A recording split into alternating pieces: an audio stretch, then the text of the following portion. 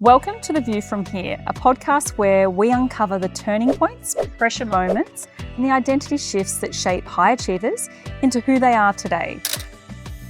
This show is for people who've built impressive lives on paper, but now their real story sits in the moments no one sees. The pivots, the breakdowns, the breakthroughs, and the internal rewiring that changes their trajectory. The View From Here is about perspective, the one you earn only by living it. Today's guest is driven, unapologetic, and embracing her strong girl era. Lucinda Keily has spent over 15 years in the health and fitness industry as an FMG Bikini Pro coach and founder of Evolve With Us, helping people build stronger bodies, habits, and lives. But what makes this chapter different is that it's no longer about discipline. It's about alignment, evolving beyond external results, and building a life that actually feels fulfilling. Right now, Lucinda is stepping into a new era, transitioning from bodybuilding into high rocks, expanding Evolve, and building something bigger than just herself. And I'm also excited to welcome Nick Midgley back to The View From Here, Lucinda's partner and co-founder of Evolve, as today we bring their two worlds together and explore the story they're building side by side. Lucinda and Nick, welcome to The View From Here.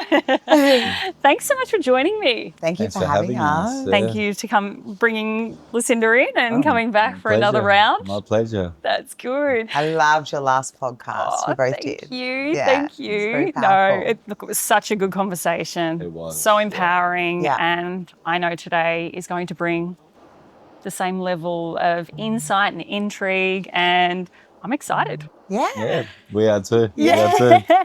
So this is my first time having two people together. So I'm excited just to kind of see where it takes us and explore it and see how it kind of evolves for us.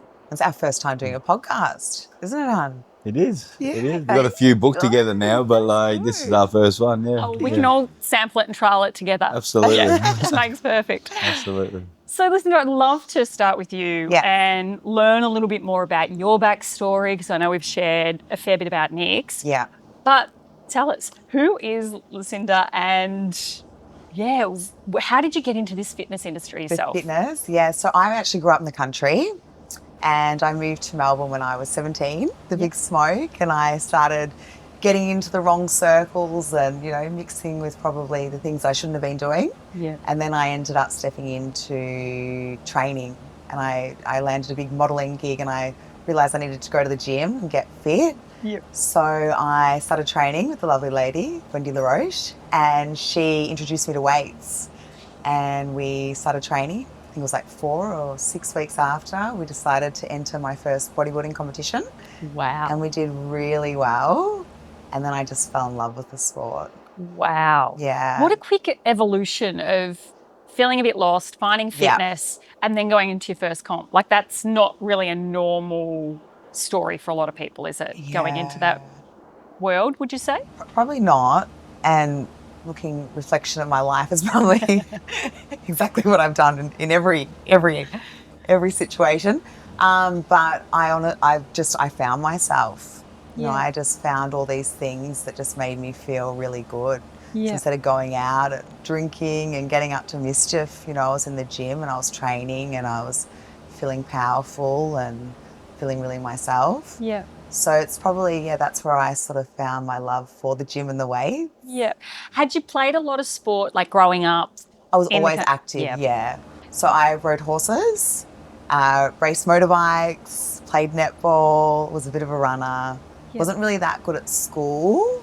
I have ADHD, so my concentration, if I like something, I'm exceptionally good at it, but I have to like the activity. So and it's if I finding your don't, thing. I'm like... Yeah. Everywhere. Everywhere, yeah. Yeah. So this was obviously something that really resonated with you, and you saw a purpose? Yeah. Yeah. Yeah, I really did. What about the people in the industry? Did you find that you also connected and found a place with them too? Or was it more about what it did for you personally? No, it was. I think that was my happy place with my friends on the gym floor. So instead of going to clubs, we had the same interests, which was obviously at the gym. And, whoever does a session where you regret it afterwards, you'd always feel good. Yeah. So I think it was definitely a place that I connected with, a lot of people that were on the Awesome. same journey. And then how did you sort of go to evolving from being the athlete yourself Yeah. and loving that and going, how can I transition into creating work and financial security out of Yeah, it? absolutely. So I think I realised what it did for myself, and I could see so many people around me struggling with the same things that I really struggled with.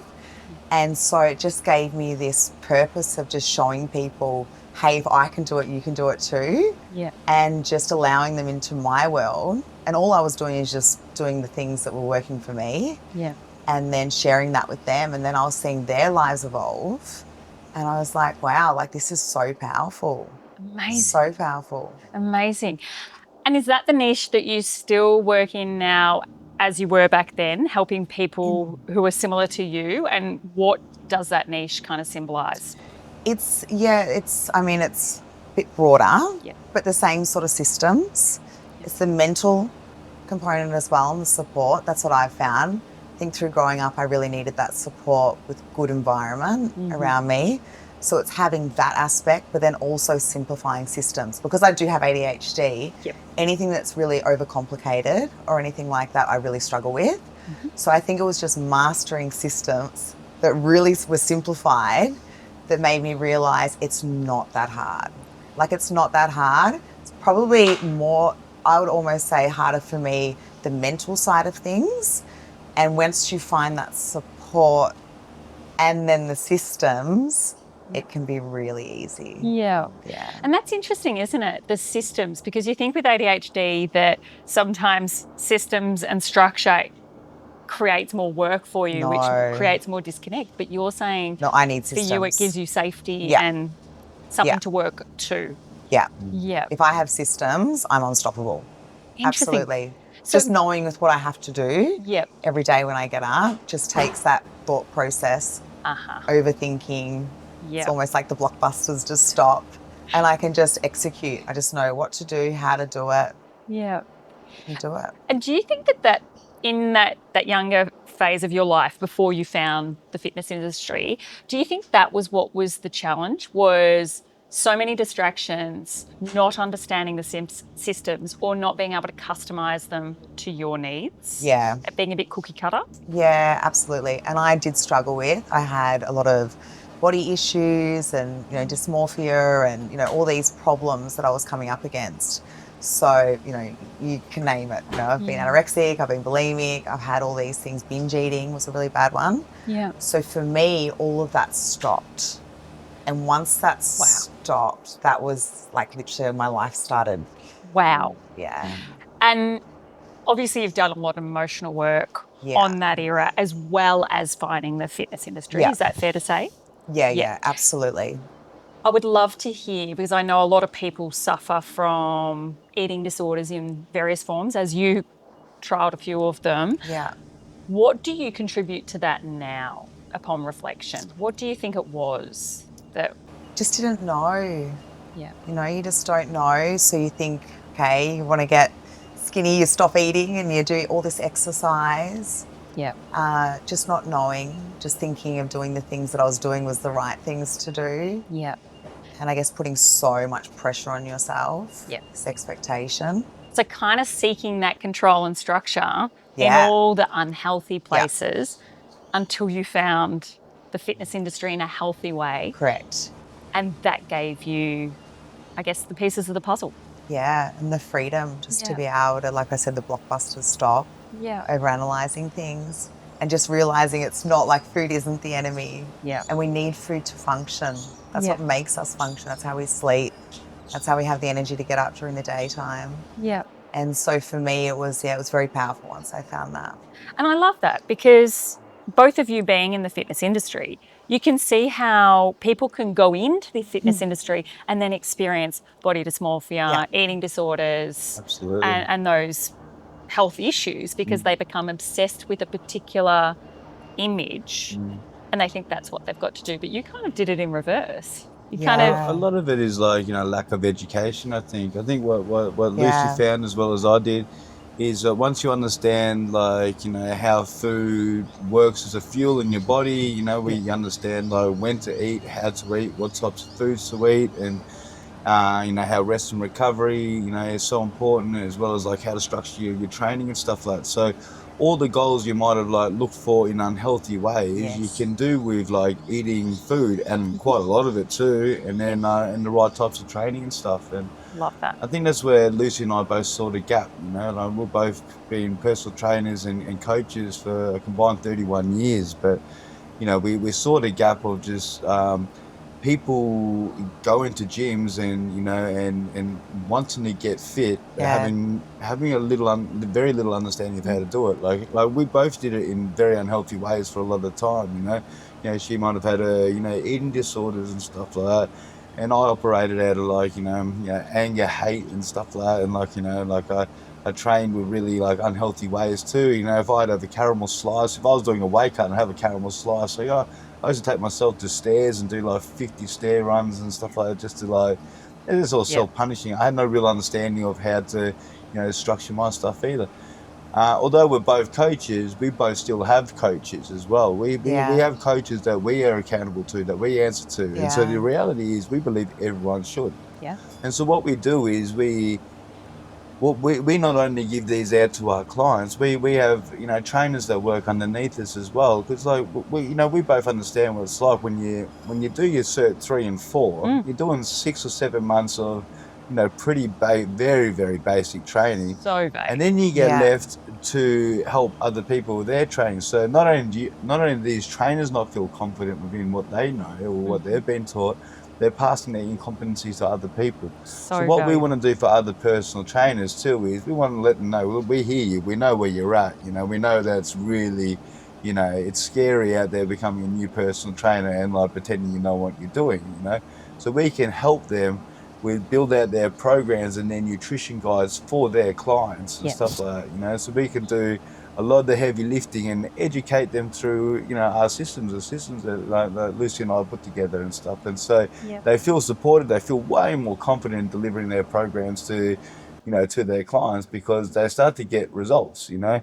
And that's what it's all about, right? Yeah. If you're 100%. not getting the results with the clients you're gonna working with, stick they with leave, it. or they get injured, Yeah. or they blame you, or they're not consistent. So your business is only as good as the clients that you can maintain, nurture, and get rewards for. Yeah, And we 100%. often talk about this, you know, you see everyone in the gym, they're doing all this hard work, but they're not getting the results. And like, how frustrating. Yep. If you're going to be there, at least get the results. That's the saddest thing. Like, you think, like, you know, you wouldn't go to do a test at school, not study, scribble a few things on paper and expect to get a scholarship or something. Sure. You know, like in the same way you wouldn't, you know, put a bunch of ingredients into a bowl and, like, you know, and The cake just makes itself. Hope for the yeah, best. you're expecting a Michelin star meal. You know, it's Sure. the same thing with gym. You know, like people go consistently. There's people that go like twice a day to a gym. And not getting any results is one of the saddest things we see, because like, you know, you've got the effort, you just, you know, you're not getting the output because it's all about systems and operating, you know. And what you just nailed though, that's in so many areas of life. Like you said, cake making or cooking, doing your training, doing your nutrition, but also running a business. And I love that you're not just helping clients train, you're helping other trainers keep evolving and learning, because the fitness world is a really unregulated industry. Having come from myself, like a physical therapy industry, which is highly regulated, and now mental health industry, which is also highly regulated. For PTs, you're right, they go in, they do a short course and off they go. And a lot of self-paced learning is expected, but you don't always have people who have the capacity or the understanding, or they only go one way and not realise that that's great for them, but it's also diversifying to listening to the client. And I love that, because the combined experience is allowing you to bring that into their world so that they're open to it. Yeah, absolutely. And I mean, our systems are very customised too. Beautiful. Because everyone's very different. I like this. And it's often the program that's most flexible to that person they're going to be able to stick to and commit to. Yeah. And how do we build consistency? Setting them up for that. Yep. Because you want to see them succeed. Yeah. We want to see everyone also get the results. Yep. Because then the industry elevates, the quality Yeah. elevates, and our health is our greatest asset. So we Of don't want to course. damage it, especially when we're younger, because you end up paying the price later, right? Yeah, absolutely. Yeah. Absolutely. Yeah. Oh, I love this. And I can just hear the passion as you both talk, which is what we're here for though, isn't it? We've all learned Yeah. from our own mistakes. We've all learned because maybe we've been with a trainer that has made us do things that we've Correct. Look, I remember training with someone when I was younger, I think we might have mentioned this, who was like, just do deadlifts. And I'm like, Yeah. I can't do deadlifts. And they're like, everyone can do deadlifts. And I'm like, no, I'm battling X, Y, and Z. Biomechanically, I can't do it in the right position. I'm compromising my back. Find me another exercise. And they're like, we can't. I realized years later that was their limitation. Yeah. It wasn't on me, but they were making it that I was the inadequacy. Yeah. And, you know, that's how powerful PT is in your world. Yeah. That they could hinder you by injuring you or hinder you mentally by not supporting and listening to you. Well, it's funny you say that because even with what we've been through, I think that's why we've simplified everything because we've done it ourselves. So we know that really worked and that absolutely didn't work. Yep. And then it's putting all of these years. I mean, how many years is it between us? 31 years between 31 years. Of personal training coaching. Counting like, every day. Oh my every God, day. like Veterans these days. Yeah. Best 31 years. You know, and now we've just got these systems, which is like, they're just incredible. And I say this because, I mean, it's the most rewarding job when you can help someone help them on their health and fitness journeys. They're literally helping people change their lives for the better. The best job in the world. So The good. important thing too is like, Lucy and I both being professional athletes or coming from a professional athlete background. It's not to bridge up or to sort of like make us exclusive in any way, but there's certain stuff that you understand in like professional sporting psychology that you can implement into your training, and you understand these fundamentals of just like, you know, consistency of like, you know, showing up on those days that you don't feel like showing up, and like, you know, scheduling your programs to work within your lifestyle. So whatever you think you can do or whatever you tell yourself you can do, make sure that it's exactly that or more, you know. And like, so there's always room to scale, but when you try to do too much, you see people do this all the time. They try to do too much, they try to rush this process, and and poor personal trainers, they advertise for it. They do, you know, 4 to 6 week training programs where you can, you know, where they get these they just put these people in extreme calorie deficits where, you know, because they've got the excess fat on them at the moment, you know, like they can sort of get away with it. They can get really good results for like 4 to 6 weeks,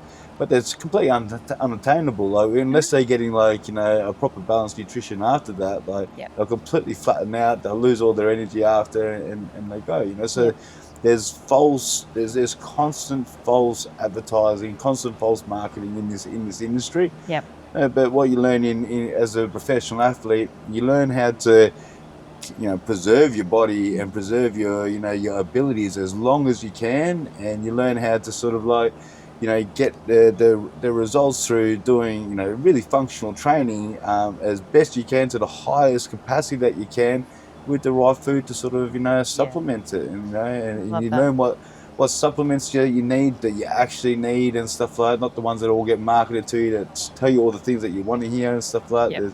There's like every fat stripper sounds good, and every sort of like, you know, gimmick sounds like it's going to help, but like so much of it is just a complete waste of money. You see people all the time.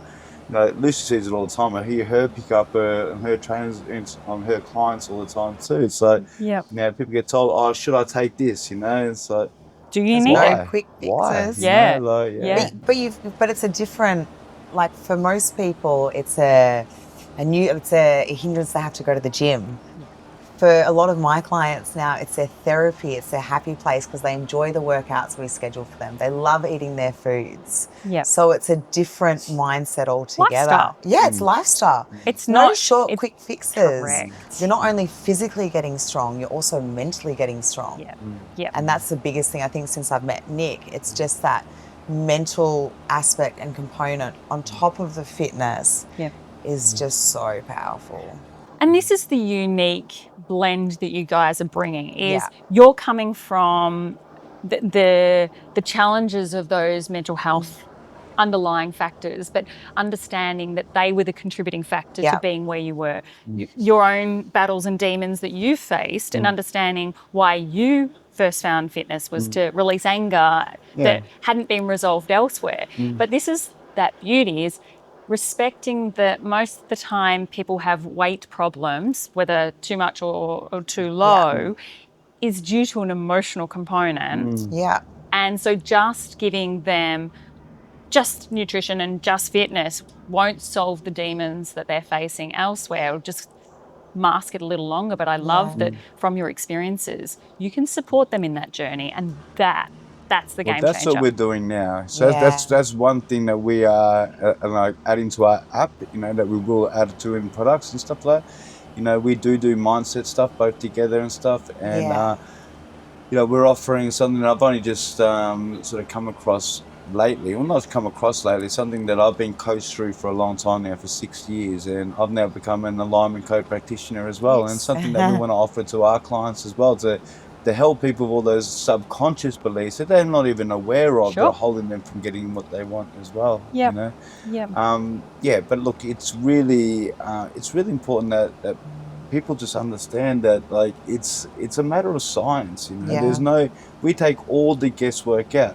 If you tell us what your goals are, we can provide a structure and a framework to give that to you, and provided that you eat the foods that we ask you to eat, train the days that we ask you to train. We might have to make little amendments on your plan along the way to get there, but if you do what we ask you to do in a system that we provide for you, then you will get your goals. It takes all the guesswork out, rather than waking up and go, oh, what should I train today? Which most people do. You go, oh, Yeah. guess. probably up to The one I like most. yeah, exactly. And what it does too, like the fitness and so fitness and nutrition, yes, it doesn't solve all the mental health components, but it takes away a lot of them. So like, I believe, or we both believe, it gives us the foundation to be able to then look at any residual stuff that might still be there. We both believe that majority of people's diagnosis, as far as like anxiety, depression, stuff like that, is usually just a misdirection and and lack of activity. And sometimes just eating right, like getting away from all the processed foods and sugars, and having some sort of like physical activity in the day, moving the body, getting some dopamine into the body. A lot of the time, for a lot of people, that's enough to drop all the labels that they've been diagnosed with. And then if there's residual stuff after that, at least you can start to compartmentalize it and just work with what's left. Strip it back. Because when you've got people that aren't training, they're not eating right, they're eating shit foods, it's hard to realise what's actually going on for this person and what's just bad lifestyle choices. You know what I mean? Because like, bad lifestyle choices will make you feel all those things like lack of sleep, eating too much, sleeping too much, and stuff like that. And they're all the symptoms that professionals will diagnose depression with. If you sort out the lifestyle choices, they will take away a lot of those symptoms that you will get diagnosed with if you take those to a professional. Sadly, a lot of people want they want the diagnosis so they can take a pill rather than do like the quick fix. Rather than do like the consistent work that Lucy and I, want to offer. But often they don't know that until they actually see and feel change. Sure. So once they see and feel change, then it's completely different. That's true. Yeah.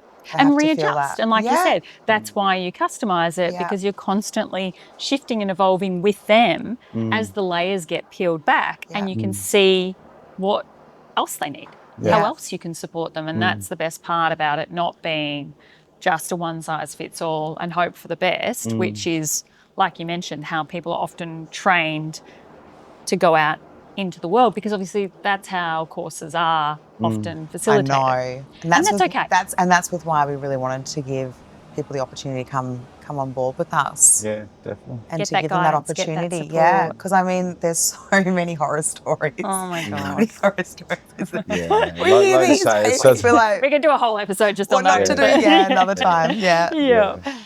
And I really love this. I think it's so beautiful. And I'd love to hear even more, Lucy, about then how did you transition from finding your own results, starting to work with people, and then what were the challenges of combining being the athlete and now the trainer? Because obviously you have a high expectation of yourself when you're an athlete too, Yeah. that when you're a newbie, you don't always know that not everyone else can meet that bar either, or that they want to. Yeah. It's funny because a little bit of pressure for me, it's almost like if I'm not just letting myself down, now I'm letting my clients down. Yep. So you've got to set the standard. And for me to be able to go and tell you to do something, I have to go and do those things. Beautiful. Like I can't not. So sort of preach what you speak. Yeah, I like that. So if anything, I think that the more successful I've gotten over the years, it's just sort of, it's probably been a little bit easier for me because I can't slip. Like I just have to follow through. Yep. And I wish that people would understand the power of just honouring your word and following through with what you do. Yeah. Because there's such power in that. Yeah. That's the power of alignment too. Like, Yeah. you know, because I live with Lucy, so I know what she says. She actually does do. Like, she does all the stuff. Like, she wakes up doing her breath work. Then she has like she sees her clients in the morning. Does her checklist and stuff like to do this. We go to train. She do all the stuff. Yeah, she do all the stuff that she tells herself she's going to do. Never misses a meal. We had a couple dinners organised, or I had a couple dinners organised for her in Byron. We were going to stay in Byron for a couple of nights. We cancelled both of them because we both actually prefer just our meals that we Tell her what our meal is. We knew it was.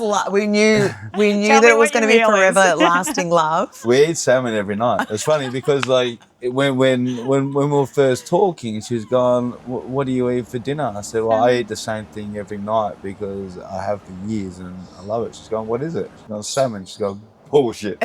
She's got salmon. Yeah. But so we eat that like our bodies.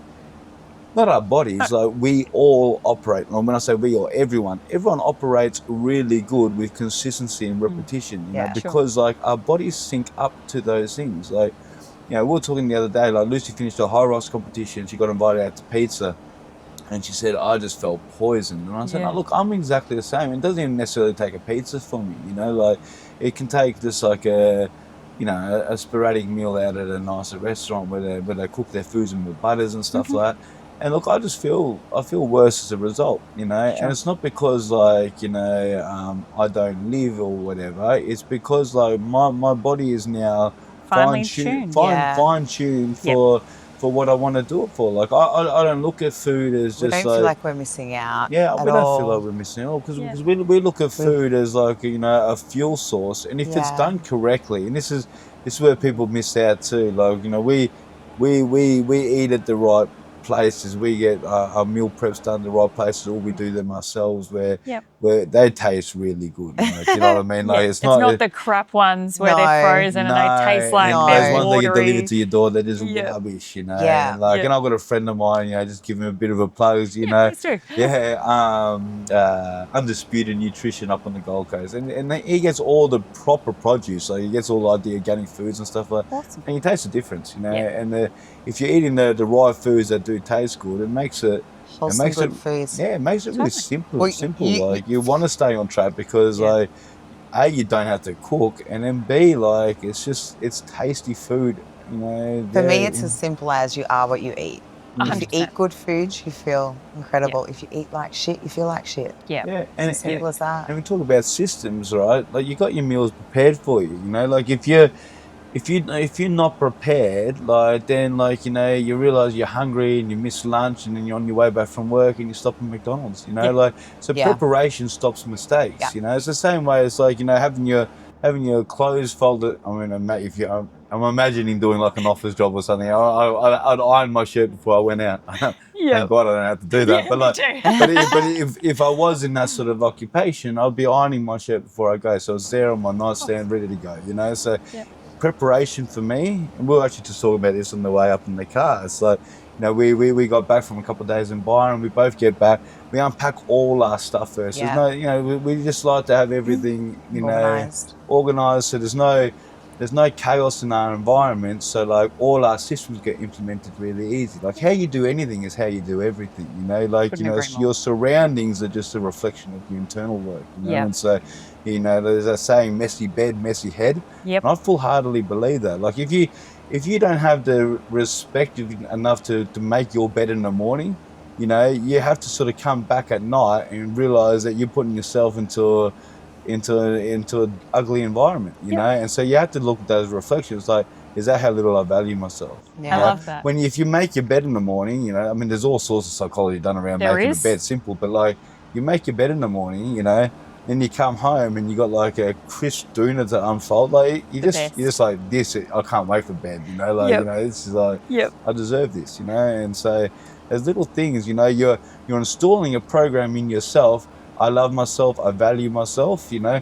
And from all those little things that we do, you know, the little wins that are just proven to yourself and to your subconscious mind that you care about yourself. Yeah. And then that starts to become something that you see everywhere in life. Everything reflects that, you know.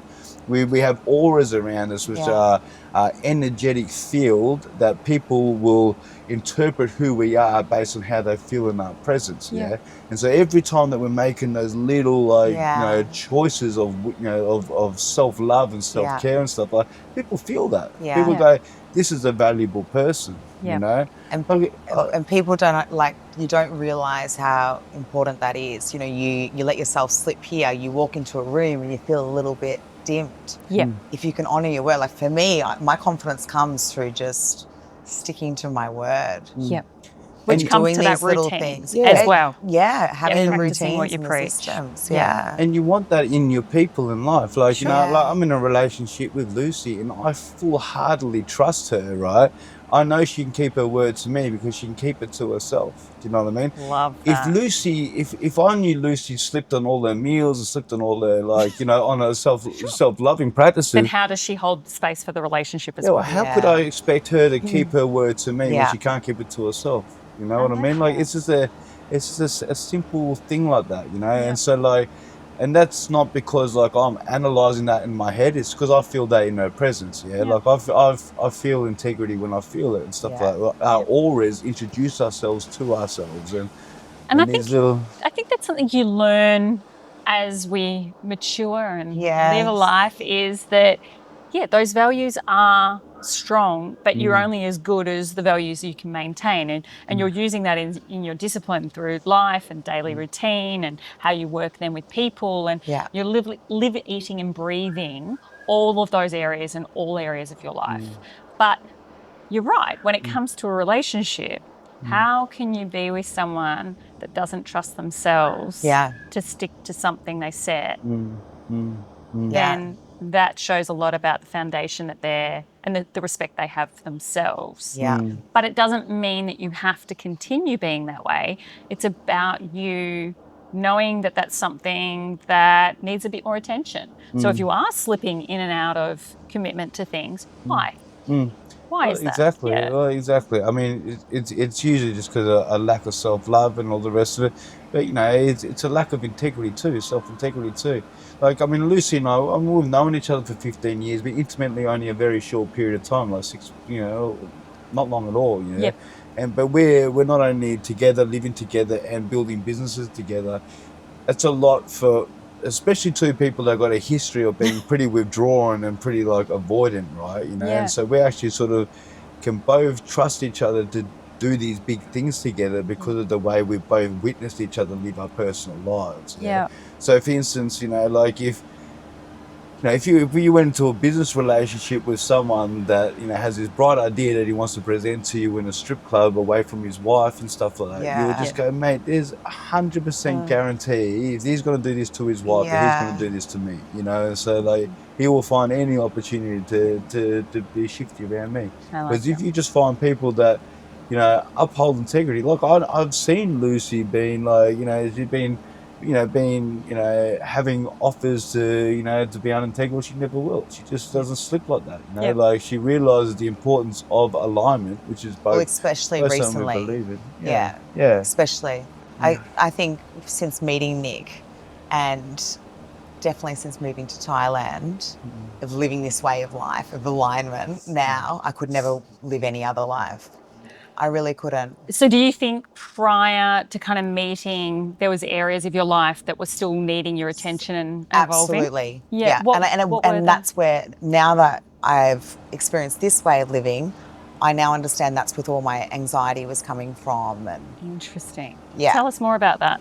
With friendships, you know, and things that have had to be severed because I mean, I just can't. It's just not in alignment anymore Yeah. with where I'm at. But that takes a lot of self-trust, Yeah. a lot of foundational safety Yeah. to be able to make those calls. Correct. And to constantly check back in. Yeah. Does this situation, does this person, does this relationship connect with who I am today and who I'm evolving into? Yeah. But I think too often we make allowances for everyone else, Absolutely. maybe even past relationships, Yeah.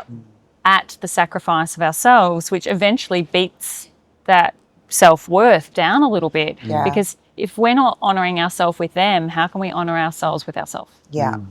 And that was a great example Yeah. of obviously something that you were evolving out of, but making tough decisions. It was horrible. It was horrible to go through it, but I'm pleased that I went through it because now I understand Yeah. why I went through it.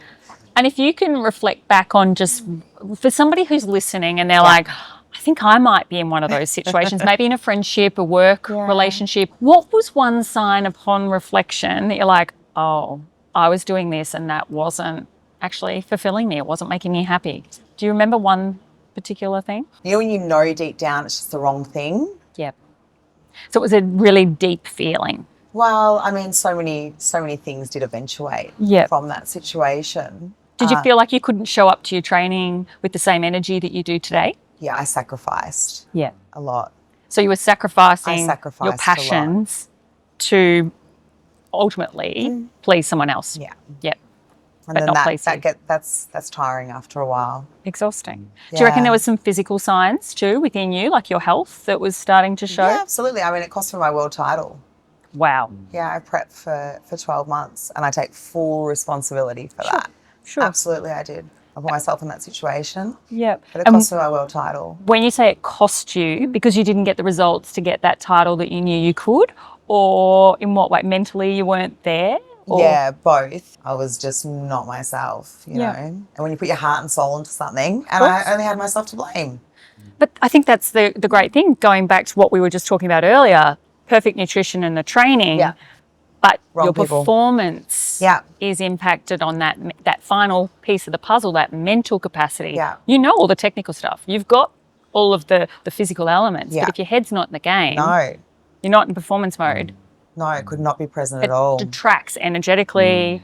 And you don't the way- realise, like as strong as a character I am, when it's in here, you can't help but how you feel. Sure. Like that anxiety before you go to bed or when you wake up, just the way that it feels, you just know that something's not right. Yeah. So I'd probably say that, you know deep down, and I feel like you've always got to listen to your gut instinct. That's something now that I'm learning even more, is that my gut instinct Strong. is really strong, and to listen to it and to not ignore it. Yeah. And probably previously I have done that, but I don't anymore. No Love more it. people pleasing. Yep. You know, I just know the things that I do allow and don't allow in my life. Yep. And I'm just solid with that. Yeah. Yeah. And I know you're so strong with working with your clients, whether Yeah. that's other PTs or clients training with you.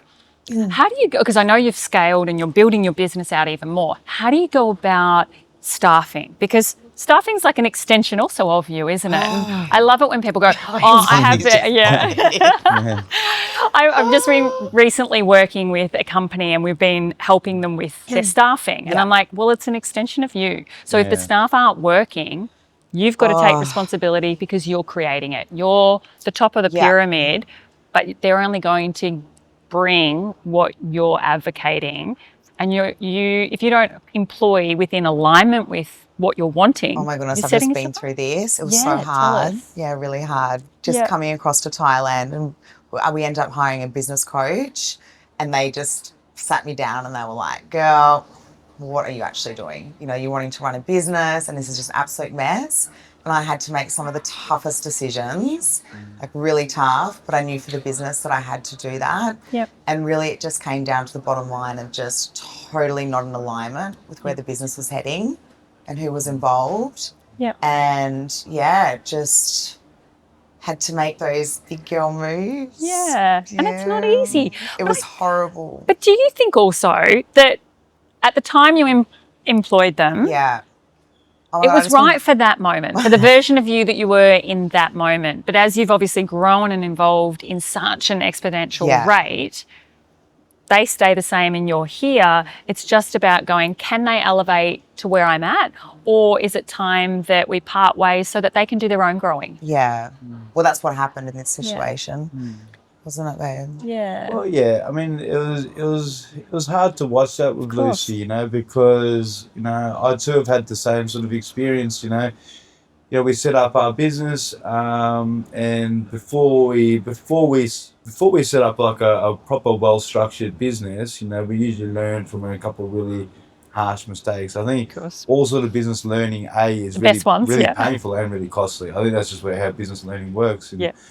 And Lucy, when I first met Lucy, she had all the people pleasing stuff, and she was the rescuer, and she had a lot of groups of people around her that she They were wanted the the best, staff. Yeah, best great. out of, But then she, sadly, she employed them and stuff like that too, which, the issue was that her business wasn't protected from that, and so when it got to a stage where she saw a business consultant, and the business consultant asked where the business contracts were. She's going, I don't have any. So we had Right. so she had people working for her refusing to sign work agreements and contracts that had full access to her IP, which is our combined 31 years of personal training experience in You're nutrition. vulnerable. Very, Yeah. very vulnerable. And the issue was she still wanted to do the right thing by her staff, and still wanted just to get her to sign a working agreement to protect the IP. And there was so much resistance that it got to a stage where to protect her business, she was heavily advised by the business coach, which was appeasing for me because I saw the vulnerability. I mentioned it once or twice, and I just stopped then because I didn't want to get in the way of Lucy's friendship. I only had Lucy's best interest in mind in terms of Sure. her partner and stuff. And but when the business coach said you gotta end this today, the issue was that Lucy already had a good rapport with their clients that worked underneath the trainers and stuff like that, which is really sad for her because they're all wondering what happened to Lucy, and they're all left under the narrative now that her past Abandoned. trainers who were feeling abandoned, pushed out, and and they're getting to express their narrative when the reality is all Lucy was trying to do was protect her business, protect her interests, and protect what she's worked really hard as a professional, personal trainer, but also professional athlete, and all the things that she had learned along the way. Yeah. It's rightfully hers, and she was just protecting that. And that's the thing, isn't it? When you start out as the athlete and then you go into a business as a sole trader just on your own, and then it starts growing and evolving, you don't always know or have all the skill sets unless maybe you come from a family line of businesses, but the world is evolving fast, so things are changing at such a fast rate that I love this though, because there's the power in finding and surrounding yourself with people that elevate and challenge you in the best way possible. So like a business coach, so that you can start to objectively look at what's working, what's not working, to protect yourself, protect your brand, protect your clients, and protect the employees too. Well, it's all about the business, really. At the end of the day, it wasn't about me. What my needs were friendships or anything. It was about the business. That's what it comes down to. And anybody that's hired now with Evolve, there's contracts to be signed, which is a very normal thing to do. And just doing everything the right way because the business is growing really fast, which is so exciting. Amazing, so exciting. of course. But you've got to have, obviously, like anything, the systems. Just down pat. Well, faster the business grows, often 3 years are out. Unless they have the right systems and scale it correctly. Otherwise, they have this incredible income and this incredible business with no foundation underneath it to support it, to help it scale and grow sustainably. Which is what, obviously, you do in your work, but you're also now trying to build out in the back end as well.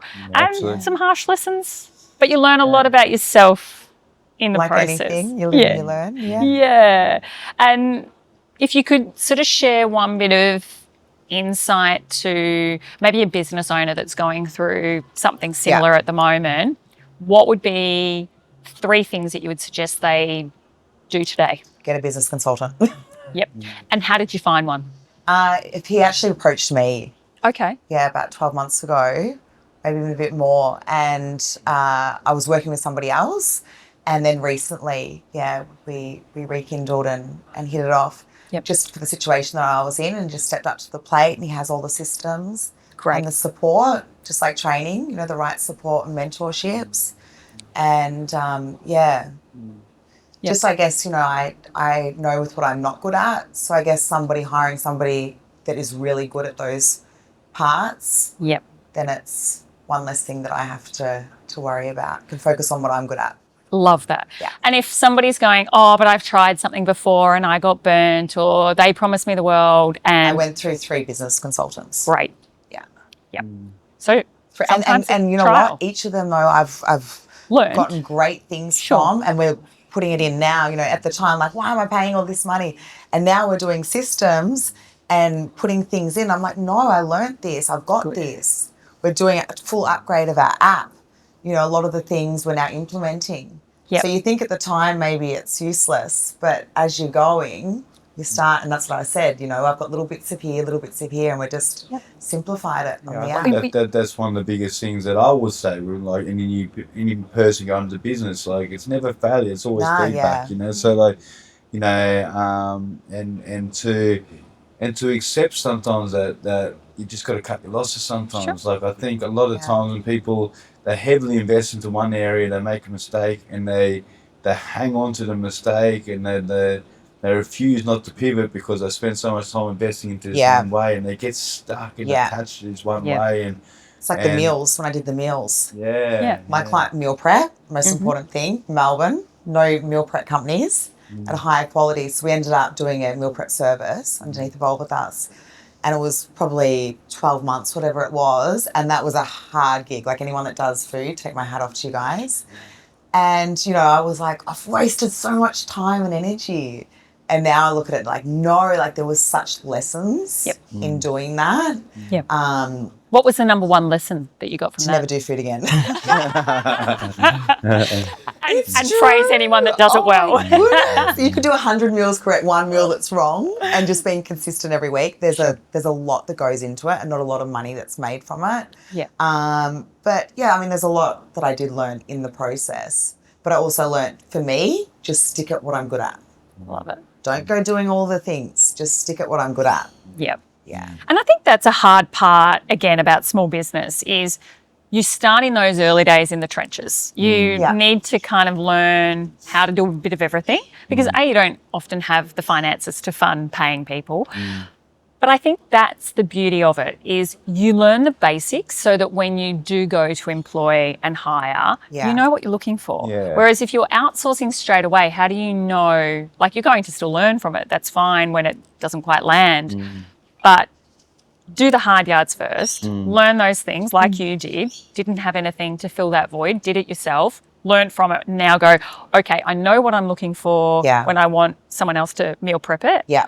I know when it's good value. I know when it's good quality. And I can then advocate to the client that cost is worth it because to do it yourself is going to be absolutely. And stick in your lane with what you're good at so that you can focus on these other things to help your life. But where that's your what energy goes. Yeah. Where your energy goes, it grows, right? Yeah. Yeah. So many lessons, isn't there? And you never stop, do you? No. And so today, where you are right now, tell us what the most exciting parts are, how you're feeling, and what you're working on both personally and professionally. Well, look, I think, if I start, when Lucy first came over to the island, for myself, I had the unfinished project of opening up Hope and Health, which is our rehab brand over in Thailand, and for me, I just couldn't see past that, because I was really excited about the opportunity to do that. But now we have a lot of other stuff going on too. We sort of we were planning to open up a gym together over there, and then we had some investors approach us about my investors in my Hope and Health project as well, and they came to approach us to see if we wanted to sort of grow it into something a little bit bigger than just a gym. And they said, look, the reality of a gym, guys, is, it's a huge overheads, a lot of capital needed, and the margins are pretty small. But would you guys be interested in running, your retreats in a proper 34-bedroom resort facility we can come in as like 50 to 75% equity shareholders, and offer you guys 25% or 50%, whatever you guys want to come in at. This is how it looks. These are the numbers, and like we're just like, man, and this is what The power alignment of does. alignment. So Yeah. You this close off some The doors. energy you're putting and out look what there. hap- yeah. So Yeah. so It's and, so powerful. and to bring it back to alignment, this is why it's really important. Like people Yeah. think that they go, oh, you're lucky. It's like, no, we're not lucky. Yeah. No, Create like your own luck. all those little good decisions that we've made, it's brought us into like energetic alignment, which is just like the magnetic pull for everything that we're calling out. Yep. So we had visions, we spoke about sort of things very, very similar to this, Yep. and we've sort of done things, like very similar to this, and and people recognise us for what we've done, and already, and they realise there's an opportunity to work in with us to do this stuff, and we are the people that can make something like this happen, Yeah. and so that's why we get called in. Like so say alignment works like this. We without trying to get too technical, right? But this is the reality of it. We live in an energetic field that is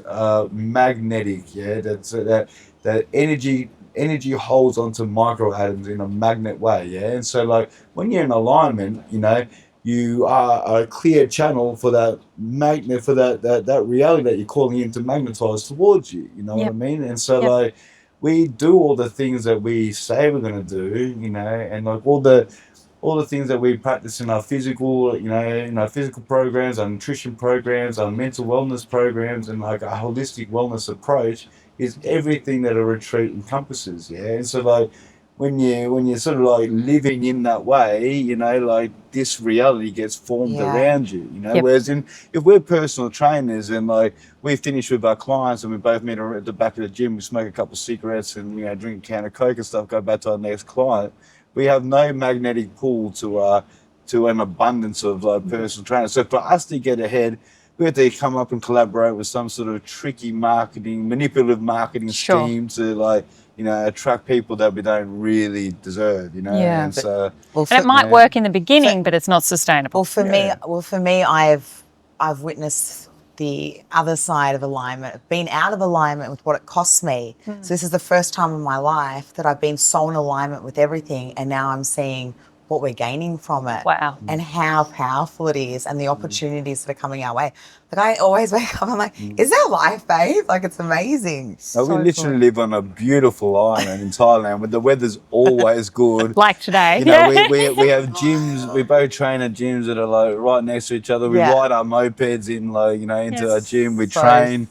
After we train, we leave at the same time. We meet like at a meal prep meal, have our meals perfectly cooked for us, ready for us and stuff, and lay out on the beach in between our clients, coach clients separately, but both on online forums. So we work really remotely and freely, and we have got the best life. But it's so not. good. But it's not out of any other reason besides like this is what we're called in. This is how we live, and we are living congruent to everything we say. And so we are creative beings by nature. So everything we see, think about, or act out, we attract, and so the way we enjoy living just happens to be creating our exact life that we want. So it's. But you've also been in the hard places. Like, we're talking about. Where we don't want to be. Correct. But do you think that's what makes it so much, as far away from that as possible, thank you. But that also is what allows you to sit, you said it just before, but sit in and appreciate and respect that it's been your hard work and your dedication and your consistency and your self-discovery that has allowed you to be where you are today and be able to see how far you've come. And, maybe for people who were in that transition and going, oh, but it's easy for them because they're there now. Yeah. Yeah. But you've done the hard yards to get. And that helps, because discipline is needed before motivation, and so motivation comes through discipline. If you're disciplined for long enough, you get to see the results of discipline, and that becomes your motivation. Yeah. So that you don't get motivated. You might get a quick quick burst just to Burst, get you going. Socials. Yeah, but Yep. then Yeah. you've got to be disciplined enough to go long enough until you get the rewards of the discipline. Yeah. And then you constantly get these spikes of motivation. When you see the rewards of the discipline in your life, you're just like, yeah, this is amazing. Yeah. So it makes getting up early, doing all your, you know, your breathwork, your meditation, your training, and all the stuff, it makes it so effortless because you see the rewards of it. So there's no, I never wake up and go, oh, fuck, I don't want to do this today. It's like, of course I want to do this. I see what it creates, you know, like it's like, it takes so much effort out of living because you're not striving, grinding and like hustling. You're forcing things to go your way, you know. You're allowing things to happen as they are, using it as a reflection of where you're at, you know. So like if things are going the way you want to go, it's, you know, you're in alignment and you're doing things right, you know. And if things aren't, it's mirroring back to the parts of yourself that you need to adjust. You made those, you know, you made those amendments in your lifestyle choices and you know, factor that in and bring yourself back in, and you know, things go good. You know? And even in the sort of 3-ish months since we've last spoken, I think that's the important thing is it's being able to pivot, adjust, see opportunities like what you were just telling us about with the resort, because you're not running off chaos. You're not running off scarcity. You're not running off urgency. You're running off that alignment, and being then, when you're presented, being able to check in. Does it align with what we're wanting? Is it still where we're seeing ourselves? Does it challenge us a little more, but in a good way? Cool. Rather than going, oh my God, I'm just so scared not to take it, and then forcing yourself into something that you're there and now it's created more chaos because it's not actually what you want. You're just jumping on somebody else's bandwagon.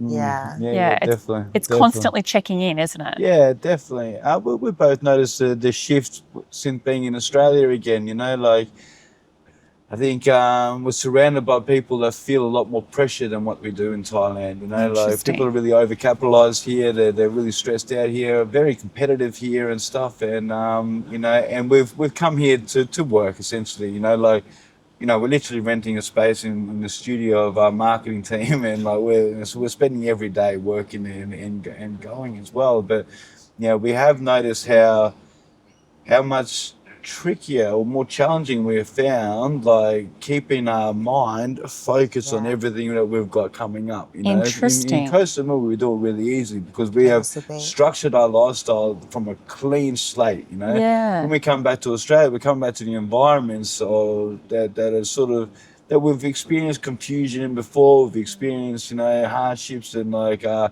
old patterns that we broke out of are still here. Like our old triggers and our old things, you know, like. So like we're contending with that as well as trying to, like, you know, stay focused. Lucy was doing a high rise competition for 3 weeks, so I arrived 3 weeks before her. You know, since having her back, it's a little bit easier because we get to keep each other accountable like that. You know, but like when I was here on my own, like I was really struggling with that, and Lucy's also noticed that it's trickier. You know, so your environment definitely plays a massive factor, and like we didn't realize how much that was. Like we knew, like you hear it, like people say, you're an embodiment of the 5 people you hang around. You know, like, you know, you get stifled by the environment, pick your environment. Yeah, you hear all the stuff, but to actually experience it like this intensely is actually incredible. You know, it's a gift because it's just highlighted some great areas that you get to focus on and keep evolving through to make what you're building stronger, more resilient, so that you can be anywhere. But when you're saying before about checking in regularly, that's exactly what it is. You know, it's just like when you are checking in there all the time, you're constantly ordering all your thoughts and all your actions and all your intention and focus and stuff like that. You're just like, wow, you know, like I need to do this like twice as much here than and that's okay. Yeah, absolutely. It's not failure. It's just a new system that you're adding in to refine what you do. And as avoidant recovery people, it's being conscious not to step back from it and keep challenging it as well, isn't it? Yeah, and it's also made us really appreciate where we live now, you know, because like, if I'm honest, like, you know, I was always on the fence, you know, like I thought, you know, I'll build out my Hope and Health project, you know, I'll sell that in time and, like, you know, have the option to go back to Australia, you know. But since Lucy's come up, like, you know, we're sort of building on everything else that, like, I thought I was going to sort of leave up there. And we just realised we have the most beautiful, supportive community over there, and Awesome. like you can't help but just like become grateful and like smile a bit. Like the Thais are just beautiful people. Like Yeah. everyone's so grateful and friendly and stuff like. And like you can't help but have that rub off on you, And like we're just so after a little while, like we just love it over there, So Like good. and so we're both sort of like, what do you want to do? Like so it's like. Nah, it just feels like home now, So it's So like, good. it's been really nice. Been really nice, Yeah. yeah. And I love that you've got that reflection, and what a gift to still be able to come back, check in with those things, see how it's tracking for you, so that as things evolve and change and you guys expand and grow, Yeah. you don't know where this is all going to take you yet, Yeah. because how Yeah. do we?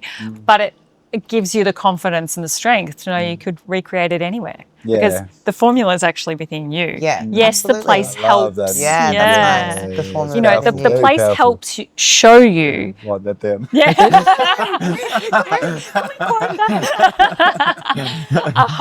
But Next podcast. yeah. Stage 3. You're really good at this. But yeah, it's about being able to realise that you've always got it anywhere and you can take it anywhere. Yeah. But places, people Yeah. can help you excel. Yeah. They can help hold you back. But really, at the end of the day, once you recognise that it's doing that, it's up to you. And for me, it's now I know what it feels like to be okay. So now when I feel a little bit off, I can really recognise that. Whereas before I was just on the hamster wheel. I didn't know what feeling good was, or all I knew was just to keep going, just keep going. So now that I've regulated and I step away from things, now even coming back here, I'm like, oh, that feels a bit funky. What is it? And being curious and knowing that you can get back to it. You haven't lost it. Yeah. You're just reconnecting. Yeah. So And just putting powerful. myself first before everyone else. You've got to be a little bit selfish. If I'm selfish, then I can show up for everyone a lot better. But if I can't, then no one really benefits. I think that's everyone in life though too. Yeah, like I've noticed a difference, in seeing Lucy with that, like because she always, people please, not she, like I did too, Sure. You want to help everyone, but like when you're pouring from an empty cup because you're working over your capacity, it doesn't help anyone, like Even when I arrived. Yeah. When I arrived into Thailand, I mean, I hadn't trained for like a month, which is just unheard of for me. And I just remember Nick was like, what is going on? And I was just not in a good way. And I had 4 of my clients at the time really struggling with mental health. And it was 4 of them at that 1 week that were messaging me saying they want to end their life. Wow. And I was like, this is a lot. And that's when I was like, I can't, like, I'm really struggling myself here. And I want to be there for them, but I can't, like, this is out of my depths. Well said. Yeah.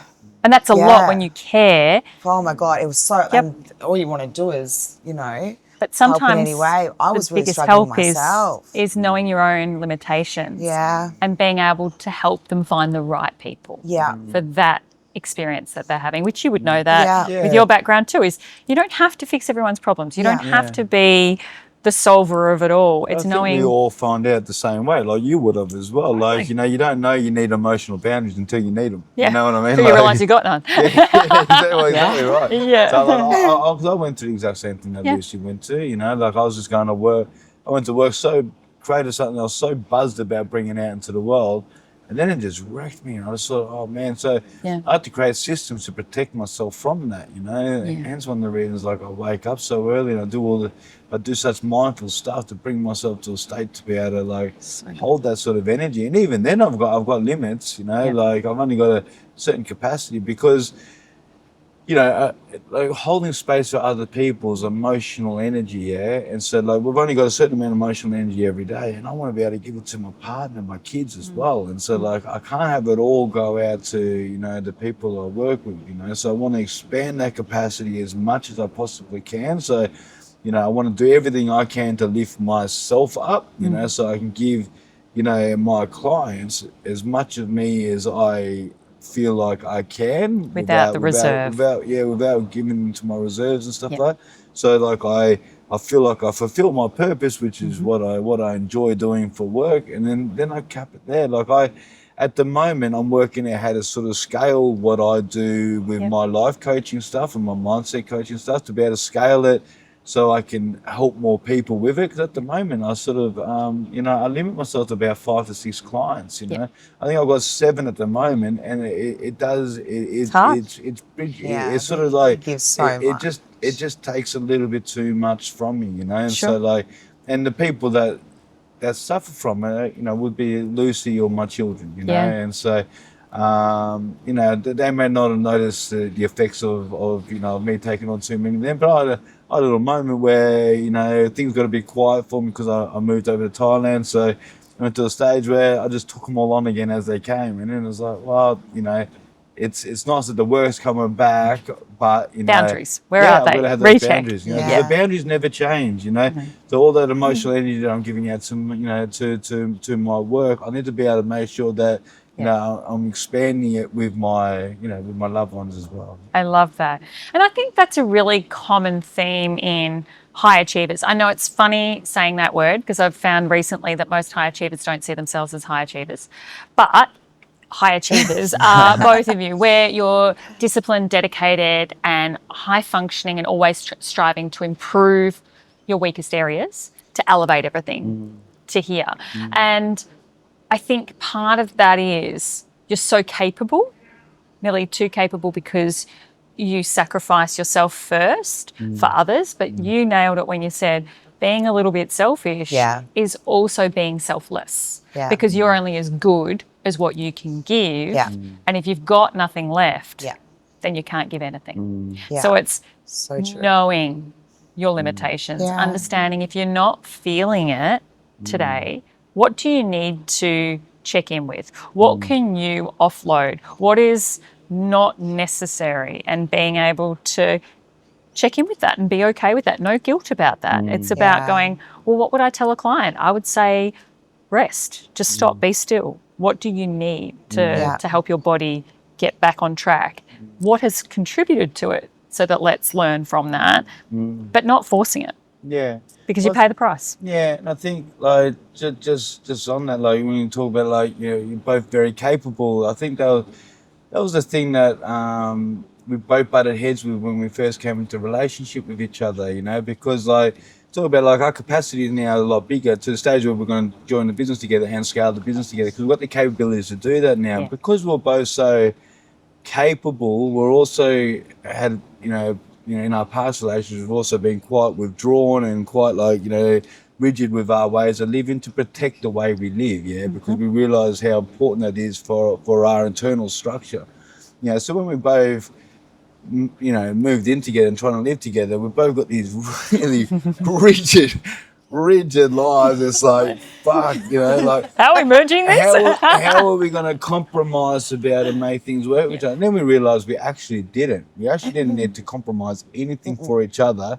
We just learned to accept that this is what makes us operate at the way we operate, And then we just got to the stage where it's like, well, okay, well, how can I help you complement your stuff? Like, I was able to help like Lucy with like her business stuff and stuff. And Lucy just started to speak all this life-affirming stuff into me, which I've never really heard in my life, So like, I tell myself that, I built that up myself, but like to hear it from an external source, like I just buzz when I'm around her now, And so like together our capacity is growing so much, and we fully support each other in ways that it's hard for people that don't live with us or around us to understand, and we're meeting with a little bit of this now, but like the reality is like it's so incredible what we can actually do when we sort of accept each other for what we do and who and how we live, but also sort of like add to each other's life rather than sort of go, I need you to fill my needs. It's like, no, what can I do for you? It's just it's the most selfless relationship that I've ever, well, I certainly have experienced, but that I've actually seen, because like I'm not in the midst of everyone else's intimate relationship. So I don't see there's probably a lot of other people that do this too. But to be able to experience like a level of support, it just makes you so confident going out into the world. Like, to take the big risk that we're taking now, like, you know, a huge amount of trust needs to be put into the person that you're doing with, you know, Yeah. like I'm talking about huge financial, you know, Sure. commitments, and like, you know, as well as like, you know, like sweat equity as well, like, Sure. you know, like the amount of work that you got to put in or already have put in sacrifice as well, like, you know, to be able to do this with someone else, it's like, man, I need to make sure this person's capable of doing this with me. You Sure. know? And to sort of just be able to sort of see how someone lives, and as well hold that space for me to add value to my life, to support me in doing the things that I need to do, and vice versa. It's Yeah. just like, man, honestly, I feel like I can take the world on.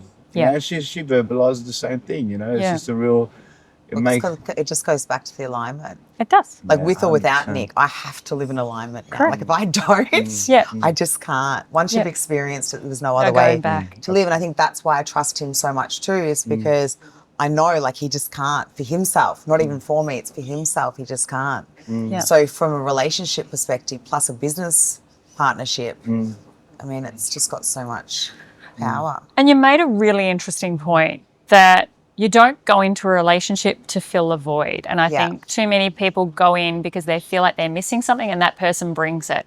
It's about going into a relationship feeling relatively whole with yourself, Yeah. knowing that there's still growth to do, Yeah. and then complementing. Yeah. But to put things into perspective, we did break up. Yeah. We did break up, and it was the best thing that happened to our relationship because I'm someone that's like this, and Nick was too, and we're sort of walking on eggshells. And instead of communicating, hey, when you talk like this, it makes you feel like this. Sure. When you do X, Y, Z, we were just getting really shut off. And then, you know, it took me, we'd split up, and my first high rocks that I did, he showed up. And as I was doing my millionth lap around the oval of running, I was like, it was so much therapy time to think. As I'm running, I'm like, what is it that I want in a partner? Like, you're about to lose this man. What is it that I want? And I just wanted someone to show up for me and be there and love me. And literally every station he's like, go, babe, go. Like just there. And I just had this moment of like, he's everything that I've ever wanted. And just to appreciate and accept him for who he is. And then from that moment, like we've been unstoppable, like we've just been so connected, unstoppable with everything that we've done, and just had this new appreciation. Yeah. And really hear each other. Yeah. Not just, you know, whatever. We really give each other the time of day and be present. Yeah. And and I've that's never what you had need that. in a healthy relationship. It's not no fights, no disagreements, Yeah. perfect, No. no storms. It's about being able to weather the storm, Yeah. being able to feel the storm and be okay with that, but then coming back together and openly communicating And what talking can your we truth. do? Yeah, What not can we being do scared. in this situation? How do we feel? How can we repair this? Yeah. But not just smooth it over so it happens 10 times over again. It's like, let's work out how we can evolve from this so that it's not repeating these same patterns. Yeah. And I think that's the beauty in it. And you made a comment before, and I'd love to expand on it, that the resistance around your relationship from others and how that impacts your relationship. You know, people can project a lot of stuff, can't they? Yeah. Whether they are triggered by something in their own, what they think you should be doing, what you shouldn't be doing. But it's when you're functioning from that safety of your own and bringing it together, it's easier to block out the noise, isn't it?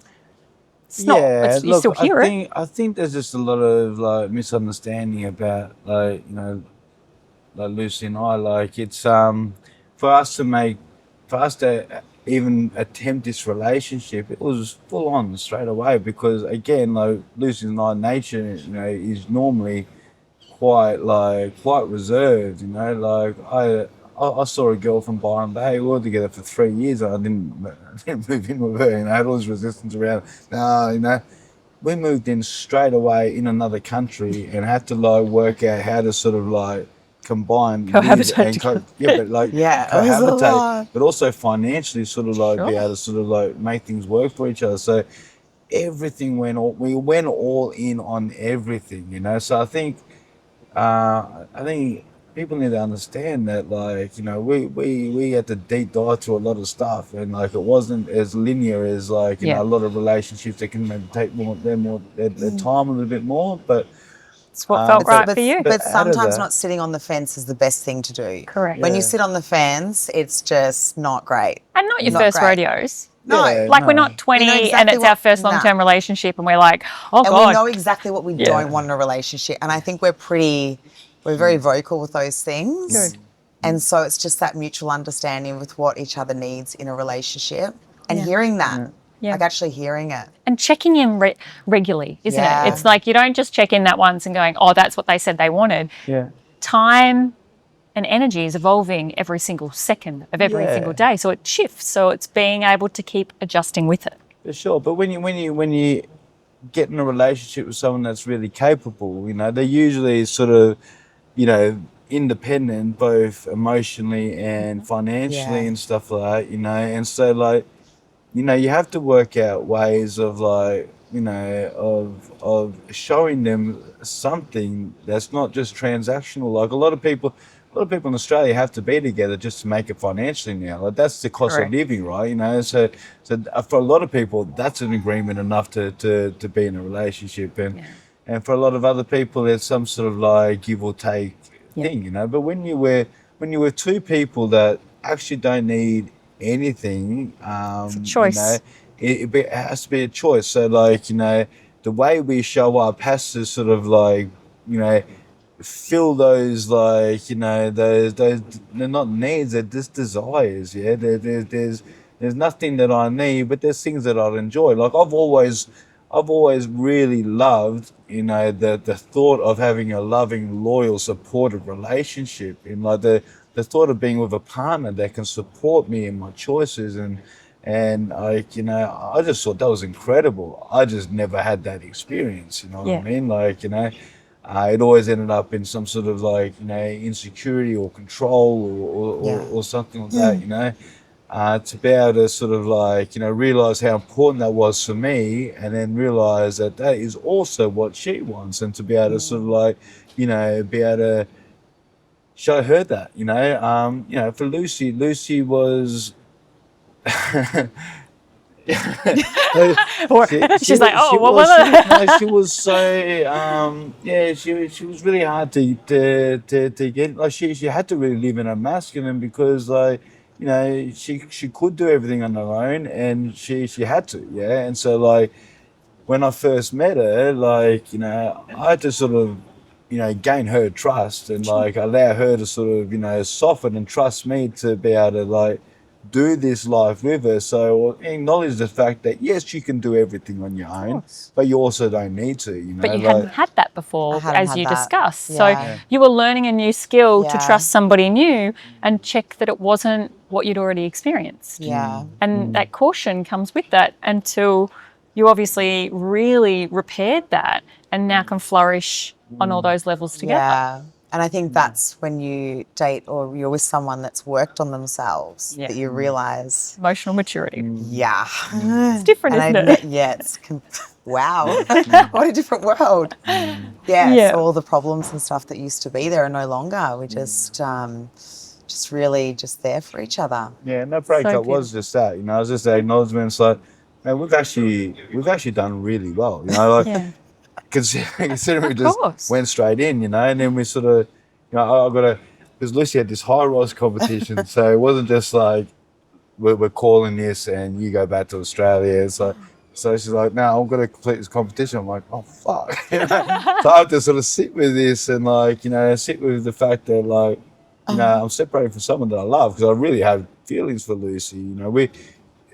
And vice versa. Like we knew that. We just had like potential other wants. And so we just need to sort of like, we weren't 100% sure if there were in fact wants, but like there were things that needed to be explored, individually. And so.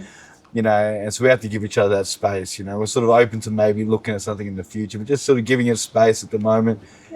And for me to be able to like separate and also like, without being able to detach was really difficult. So I got a hotel for a few nights and realized, what are you doing, mate? Like, this is the most incredible woman. It's just like, you start to realize what you actually like stepping away from. So the normal, what was normal for me with like this avoidant attachment and this fear of intimacy was like, you know, I realized like I'd always run away from love or sabotage love, you know, for different reasons, feeling like it wasn't safe or I didn't trust it or I wasn't worthy of it, whatever the scenario, right?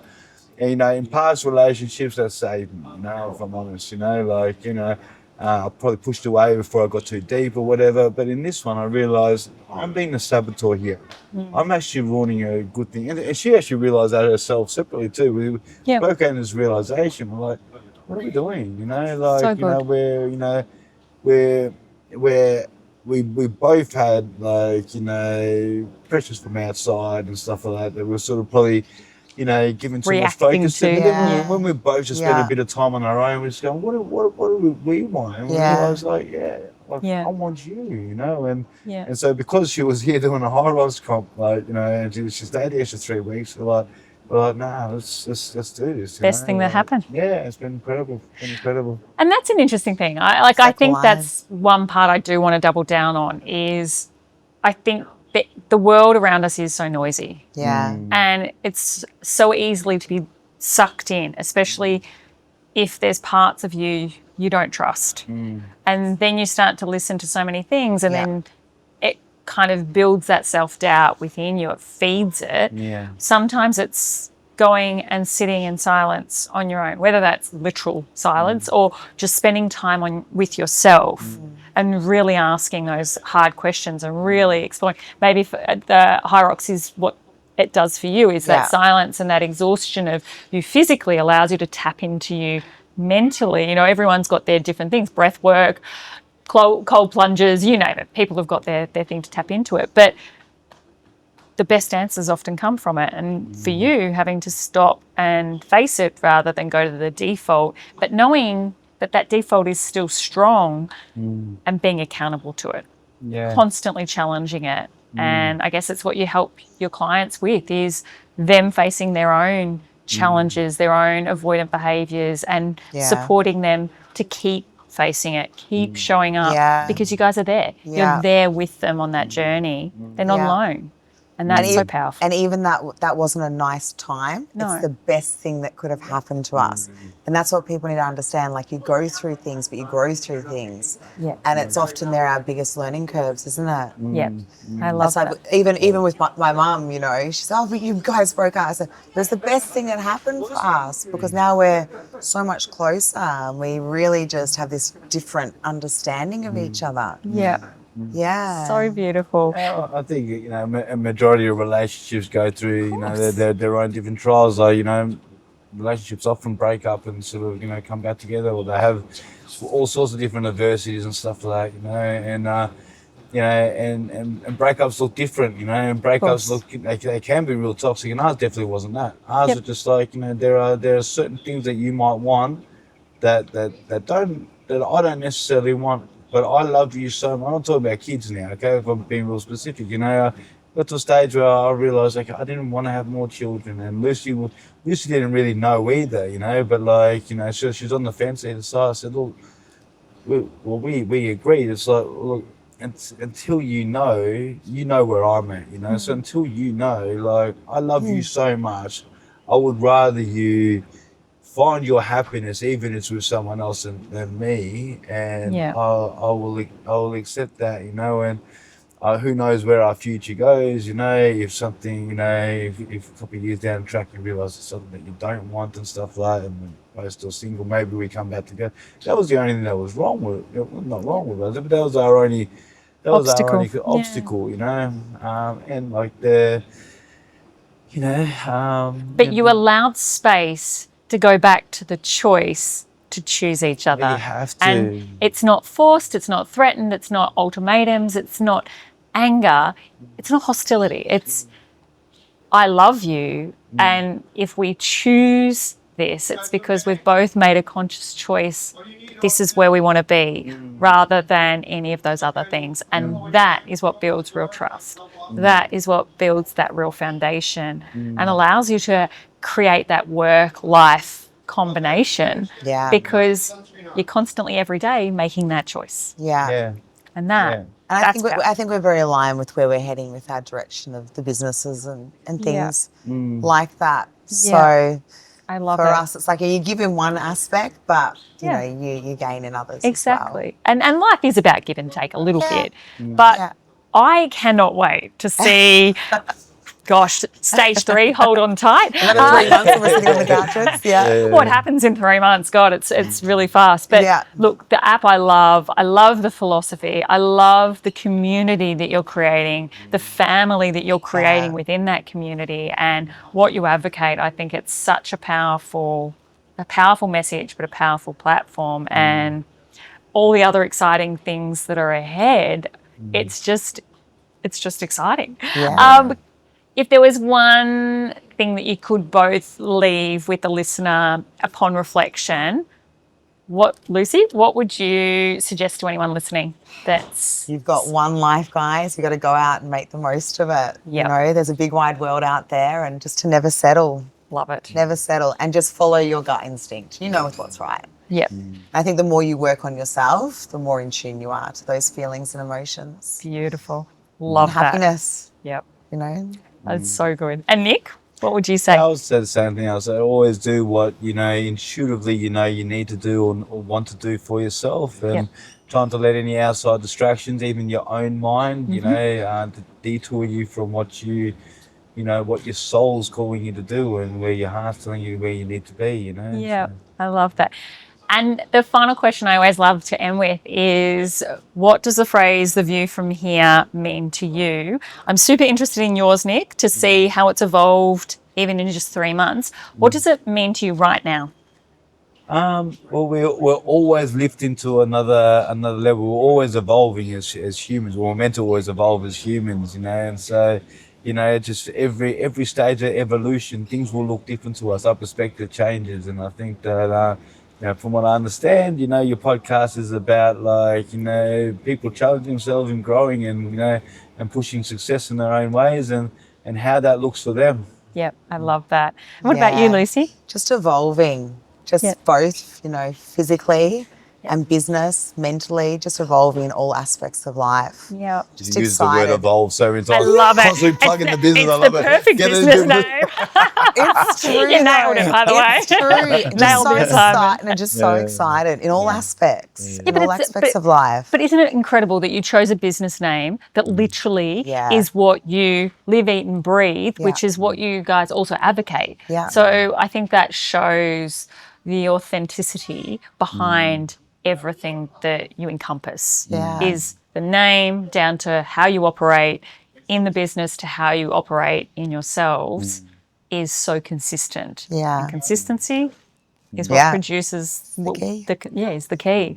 Well, you have been an absolute delight. It's been amazing. I love this dynamic. God, we might have to do more couples. We're going to have to you. go to Koh Samui for the retreat. Andrew, definitely. we're off the going. coast. Yeah, I'm in. 100%. Tell me the date and I'm 100%. there. But look, it's been amazing. And thank you so much for sharing. I cannot wait to keep watching your journey. You know I'm a big advocate for you both. And thank you so much for Thank you for joining me I really having today. us. appreciate your support, Nikki. God Yeah. bless you. Thanks for having us on. Thank you.